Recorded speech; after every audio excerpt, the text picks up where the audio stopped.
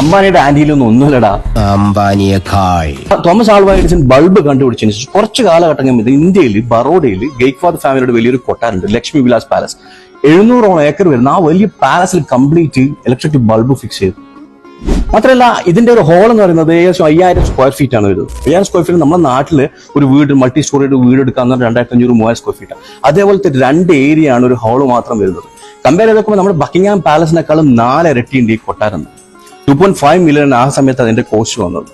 മാത്രമല്ല ഇതിന്റെ ഈ ഒരു വലിയ സ്ട്രക്ചർ ഹിന്ദു മുസ്ലിം ആർക്കിടെക്ചർ മിക്സ് ചെയ്തുകൊണ്ട് അതിൽ യൂറോപ്യൻ സ്റ്റൈലും കൂടി ഫിക്സ് ചെയ്തിട്ടാണ് ഈ കൊട്ടാരം നിർമ്മിച്ചിരിക്കുന്നത്.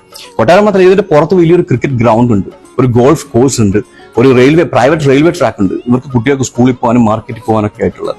മാത്രമല്ല അതിന്റെ ഒരു ചീങ്കണ്ടി തടാകം അവർ മെയിൻറ്റെയിൻ ചെയ്തിട്ടുണ്ട്. ഇപ്പോഴും അതിനകത്ത് ചീങ്കണ്ടി കാലങ്ങളുണ്ട്. ഈ കൊട്ടാരത്തിനെ വെച്ച് ഇത്രയും 143 കൊല്ലത്തിന് ശേഷം ഇപ്പോഴും ആൾക്കാർക്ക് അവിടെ വിസിറ്റ് ചെയ്യാം, സന്ദർശിക്കാം, അവരുടെ കാര്യങ്ങൾ പഠിക്കാനൊക്കെ ചെയ്യാൻ പറ്റുന്നു. ഇതിൽ ഈ ഗെയ്ക്വാദ് ഫാമിലിയിൽ 2 ഫേമസ് ആയിട്ടുള്ള ഇന്ത്യൻ ക്രിക്കറ്റേഴ്സ് ഉണ്ടായിരുന്നു. അതാരൊക്കെയാണെന്നറിയോ?